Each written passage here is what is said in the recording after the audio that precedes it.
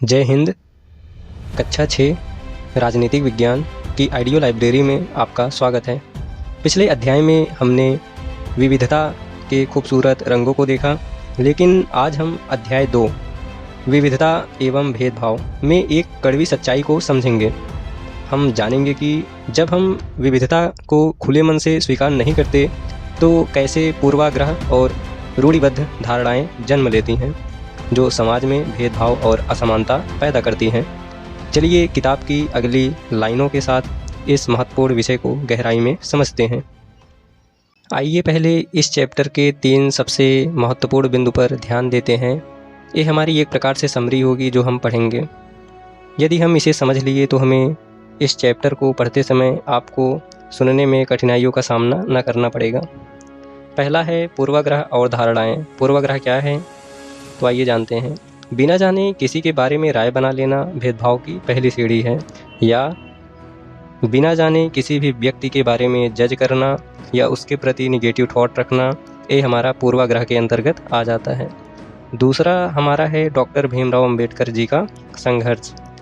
इन्होंने दलितों के अधिकार और समानता के लिए जो संघर्ष किए हैं उसकी कहानी देखेंगे। तीसरा है समानता की लड़ाई। भारत के संविधान में भेदभाव को ख़त्म करने के लिए कुछ प्रावधान किए गए हैं, उसको भी इस चैप्टर में हम लोग देखेंगे। तो आइए बिना देर किए शुरू करते हैं अपनी इस ऑडियो लाइब्रेरी को। अध्याय 2 विविधता एवं भेदभाव।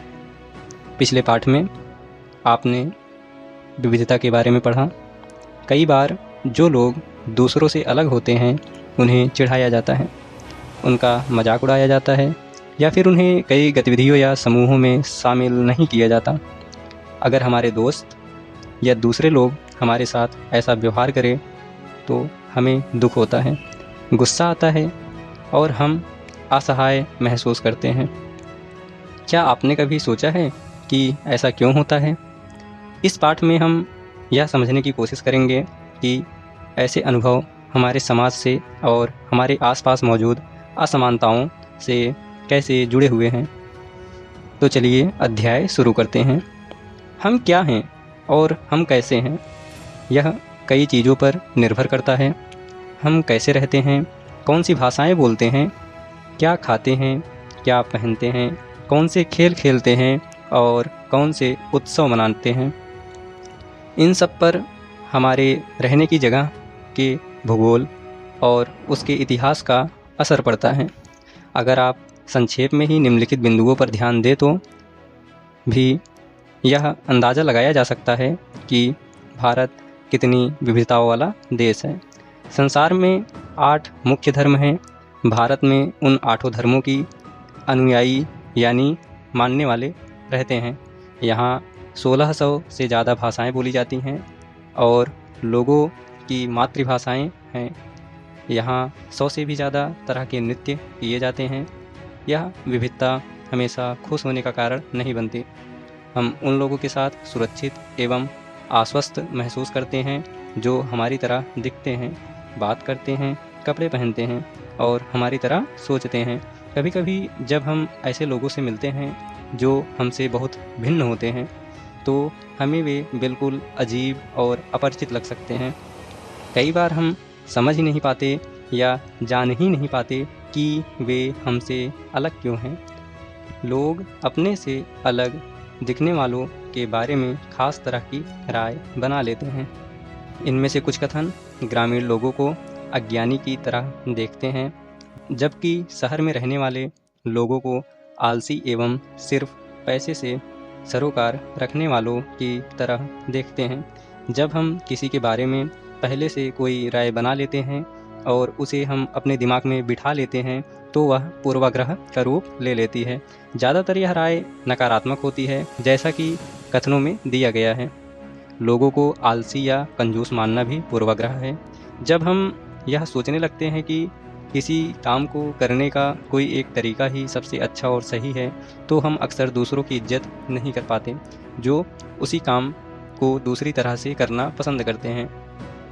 उदाहरण के लिए अगर हम सोचें कि अंग्रेजी सबसे अच्छी भाषा है और दूसरी भाषाएं महत्वपूर्ण नहीं हैं तो हम अन्य भाषाओं को बहुत नकारात्मक रूप से देखेंगे परिणाम स्वरूप हम उन लोगों को शायद इज्जत नहीं कर पाएंगे जो अंग्रेजी के अलावा अन्य भाषाएं बोलते हैं। हम कई चीज़ों के बारे में पूर्वाग्रही हो सकते हैं। लोगों के धार्मिक विश्वास, उनकी चमड़ी या रंग, जिस क्षेत्र से वे आते हैं, जिस तरह से वे बोलते हैं, जैसे कपड़े वे पहनते हैं इत्यादि।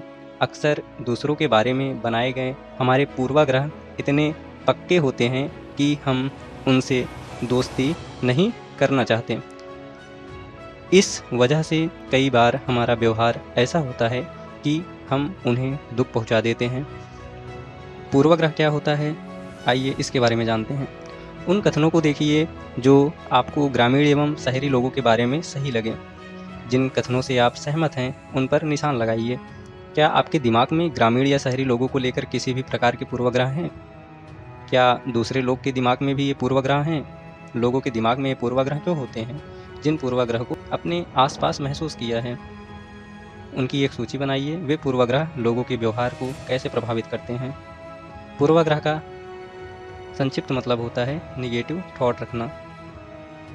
ग्रामीण लोग, आधे से ज़्यादा भारतीय गाँव में रहते हैं। गाँव के लोग आधुनिक प्रौद्योगिकी का इस्तेमाल करना पसंद नहीं करते हैं। फसल की बुआई और कटाई के समय परिवार के लोग खेतों में 12 से 14 घंटों तक काम करते हैं। ग्रामीण लोग काम की तलाश में शहरों की ओर स्थानांतरण करने को बाध्य होते हैं। शहरी लोग के बारे में अब जानते हैं। शहरी जीवन बड़ा आसान होता है। यहाँ के लोग बिगड़े हुए और आलसी होते हैं। शहरों में लोग अपने परिवार के सदस्यों के साथ बहुत कम समय बिताते हैं। शहरी लोग केवल पैसे की चिंता करते हैं, लोगों की नहीं। शहरों में रहना बहुत महंगा पड़ता है। लोगों की कमाई का एक बहुत बड़ा हिस्सा किराए और आने जाने में खर्च हो जाता है। अब आइए बात करते हैं लड़के और लड़की में भेदभाव। समाज में लड़के और लड़कियों में कई तरह से भेदभाव किया जाता है। हम सभी इस भेदभाव से परिचित हैं। एक लड़का या लड़की होने का अर्थ क्या होता है? आप में से कई लोग कहेंगे हम लड़के या लड़की की तरह जन्म लेते हैं। यह तो ऐसा ही होता है, इनमें सोचने वाली क्या बात है? आइए देखें कि क्या सच्चाई है। लोग तरह तरह की बातें करते हैं। मैं लगड़ाता हूँ, मेरी बोली लड़खड़ाती है, इसके अलावा और भी बहुत कुछ। कभी मैं उदास हो जाता हूँ तो कभी दुखी। लोग मेरा मजाक उड़ाते हैं। यह नई बात नहीं, अगर तुम मेरी जगह होते तो क्या करते? तुम दूसरों से कितने अलग दिखते हो, आइए इस पे बताते हैं। मैं एक इंसान हूँ, मुझे शर्म आती है। घूरती आँखों से मैं छिप जाना चाहता हूँ। क्या उसका दिमाग सही है?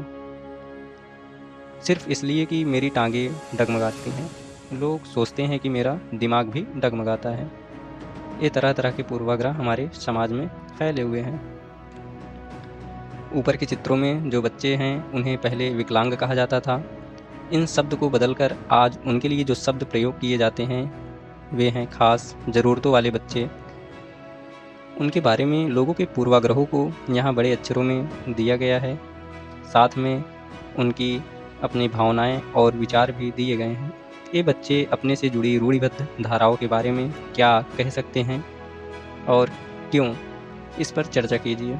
आपकी राय में क्या खास ज़रूरतों वाले बच्चे को सामान्य स्कूल में पढ़ना चाहिए या उनके लिए अलग स्कूल होने चाहिए? अपने जवाब के पक्ष में तर्क दीजिए।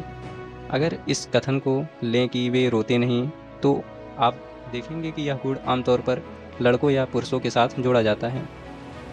बचपन में जब लड़कों को गिर जाने पर चोट लग जाती है तो माता पिता एवं परिवार के अन्य सदस्य अक्सर यह कहकर चुप कराते हैं कि रो मत, तुम लड़के हो, लड़के बहादुर होते हैं, रोते नहीं हैं। जैसे जैसे बच्चे बड़े होते जाते हैं वे यह विश्वास करने लगते हैं कि लड़के रोते नहीं हैं। यहाँ तक कि अगर किसी लड़के को रोना आए भी तो वह अपने आप को रोक लेता है। लड़का यह मानता है कि रोना कमजोरी की निशानी है। हालांकि लड़कों और लड़कियों दोनों का कभी कभी रोने का मन करता है, खासकर जब उन्हें गुस्सा आए या दर्द हो। लेकिन बड़े होने तक लड़के सीख जाते हैं या अपने को सिखा लेते हैं कि रोना नहीं है। अगर एक बड़ा लड़का रोए तो उसे लगता है कि दूसरे उसे चिढ़ाएंगे या उसका मजाक बनाएंगे, इसलिए वह दूसरों के सामने रोने से अपने आप को रोक लेता है। और लड़कियों के बारे में क्या है? वे कोमल एवं मृदु स्वभाव की हैं। वे बहुत ही सुशील हैं। ऐसे कथनों को लेकर उन पर चर्चा कीजिए कि ये कैसे केवल लड़कियों पर लागू किए जाते हैं, या लड़कियों में ये गुण जन्म से ही होते हैं, या ऐसे व्यवहार समाज से सीखती हैं। हम लगातार यह सुनते रहते हैं कि लड़के ऐसे होते हैं और लड़कियां ऐसी होती हैं। समाज की इन मान्यताओं को हम बिना सोचे समझे मान लेते हैं। हम विश्वास कर लेते हैं कि हमारा व्यवहार इनके अनुसार ही होना चाहिए। हम सभी लड़कों और लड़कियों को उसी छवि के अनुरूप देखना चाहते हैं। रूढ़िबद्ध धारणाएं बनाना। जब हम सभी लोगों को एक ही छवि में बांध देते हैं या उनके बारे में पक्की धारणा बना लेते हैं तो उसे रूढ़िबद्ध धारणा कहते हैं। कई बार हम किसी खास देश, धर्म, लिंग के होने के कारण किसी को कंजूस, अपराधी या बेवकूफ़ ठहराते हैं। ऐसा दरअसल उनके बारे में मन में एक पक्की धारणा बना लेने के कारण होता है। हर देश, धर्म आदि में हमें कंजूस, अपराधी, बेवकूफ़ लोग मिल ही जाते हैं, सिर्फ इसीलिए कि कुछ लोग हम उस समूह में वैसे हैं। पूरे समूह के बारे में ऐसी राय बनाना वाजिब नहीं है। इस प्रकार की धारणाएं हमें प्रत्येक इंसान को एक अनोखे और अलग व्यक्ति की तरह देखने से रोक देती हैं। हम नहीं देख पाते कि उस व्यक्ति के अपने कुछ खास गुण और क्षमताएं हैं जो दूसरों से अलग हैं। रूढ़िबद्ध धारणाएं बड़ी संख्या में लोगों को एक ही प्रकार के खांचे में जड़ देती हैं। जैसे माना जाता था कि हवाई जहाज़ उड़ाने का काम लड़कियां नहीं कर सकती। इन धारणाओं का असर हम सब पर पड़ता है। कई बार ये धारणाएं हमें ऐसे काम करने से रोकती हैं जिनको करने की काबिलियत शायद हम में हो। असमानता एवं भेदभाव।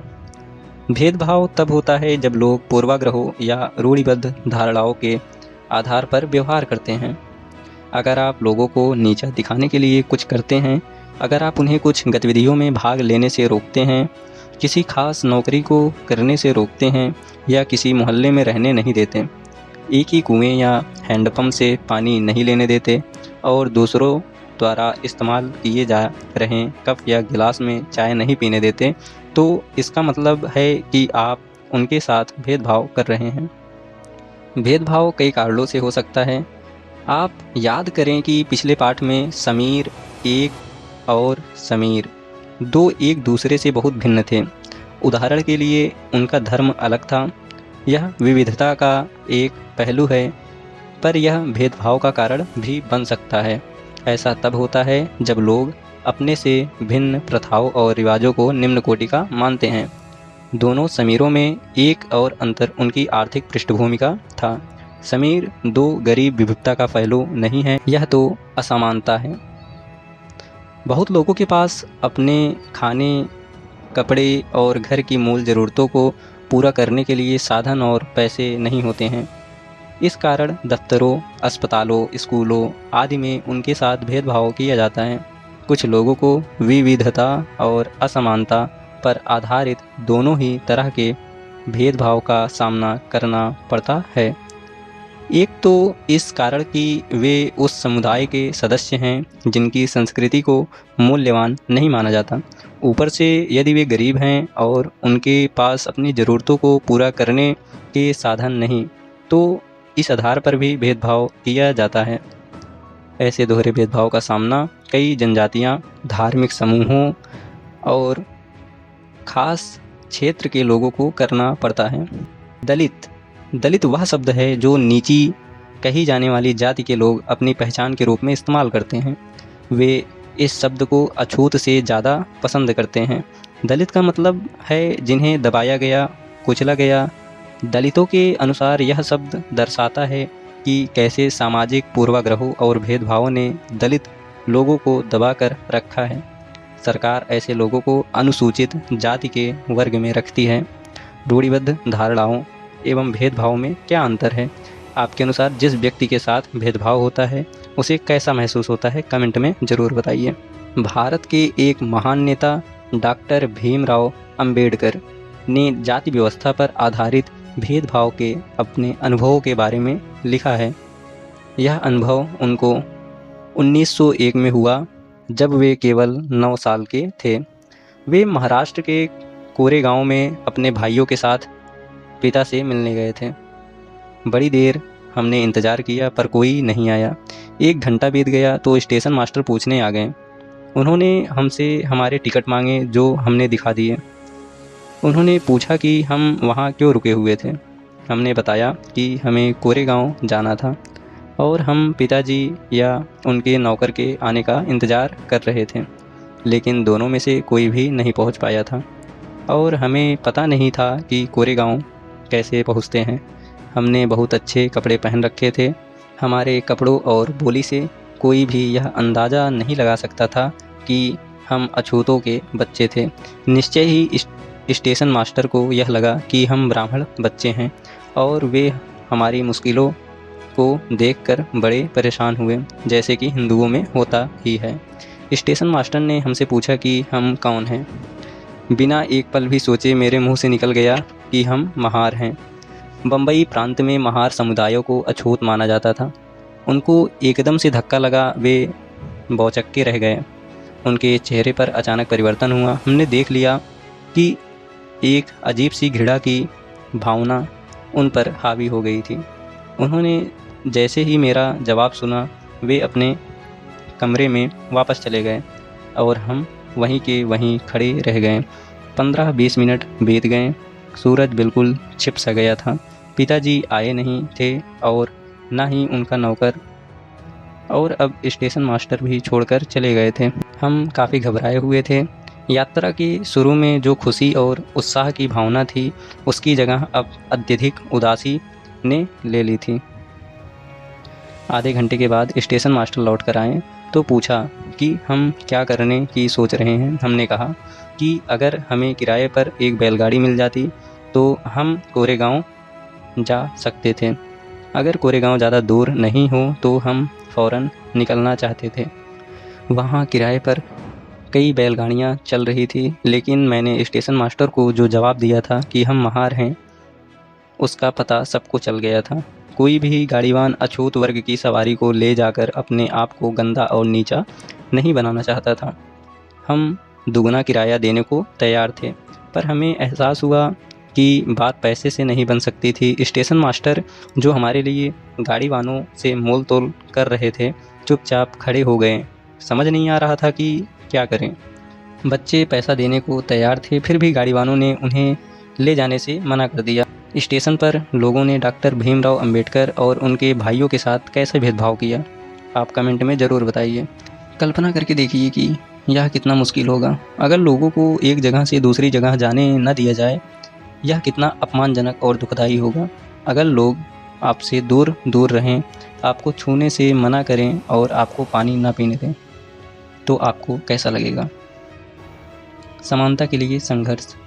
ब्रिटिश शासन से आज़ादी पाने के लिए जो संघर्ष किया गया था, उसमें समानता के व्यवहार के लिए किया गया संघर्ष भी शामिल था।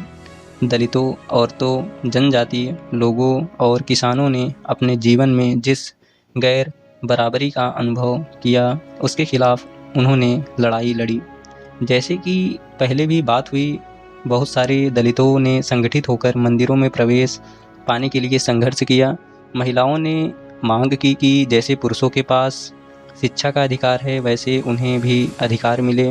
किसानों और दलितों ने अपने आप को जमींदारों और उनकी ऊंची ब्याज की दर से छुटकारा दिलाने के लिए संघर्ष किया।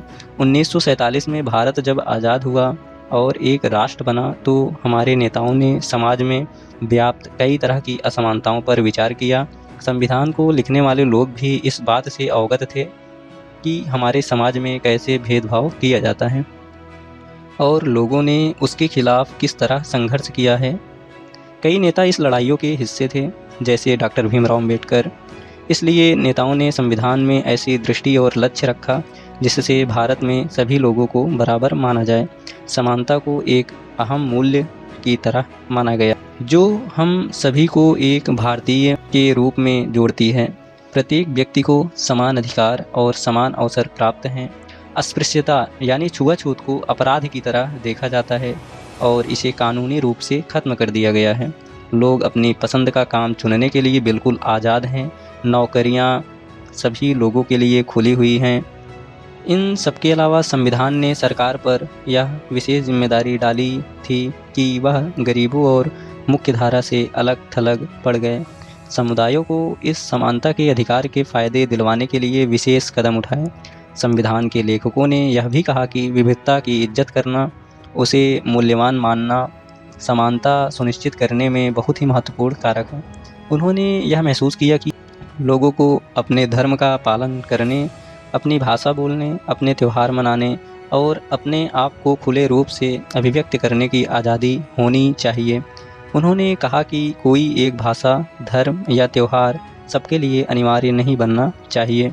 उन्होंने जोर दिया कि सरकार सभी धर्मों को बराबर मानेगी, इसीलिए भारत एक धर्मनिरपेक्ष देश है, जहां लोग बिना भेदभाव के अपने धर्म का पालन करते हैं। इसे हमारी एकता के महत्वपूर्ण कारक के रूप में देखा जाता है कि हम इकट्ठे रहते हैं और एक दूसरे की इज्जत करते हैं। हालांकि हमारे संविधान में इन विचारों पर जोर दिया गया है, पर यह पाठ इसी बात को उठाता है कि असमानता आज भी मौजूद है। समानता वह मूल्य है जिसके लिए हमें निरंतर संघर्ष करते रहना होगा। भारतीयों के लिए समानता का मूल्य वास्तविक जीवन का हिस्सा बने, इसके लिए लोगों के संघर्ष, उनके आंदोलन और सरकार द्वारा उठाए जाने वाले कदम बहुत ज़रूरी हैं। तो दोस्तों, आज हमने समझा कि कैसे हमारे विचार और समाज की पुरानी सोच भेदभाव को जन्म देती है, लेकिन सबसे महत्वपूर्ण बात यह है कि हमारा संविधान आज नागरिक को समानता का अधिकार देता है। विविधता तभी खूबसूरत होती है जब उसमें सबका सम्मान हो। उम्मीद है यह आइडियो लेसन आपके लिए मददगार रहा होगा। अगले वीडियो में हम समझेंगे कि सरकार क्या है, पॉलिटी के अध्याय 3 के बारे में चर्चा करेंगे। सुनते रहिए, सीखते रहिए। वीडियो को लाइक करिए, शेयर करिए और सब्सक्राइब करिए ताकि अगली वीडियो आपको तुरंत मिल जाए।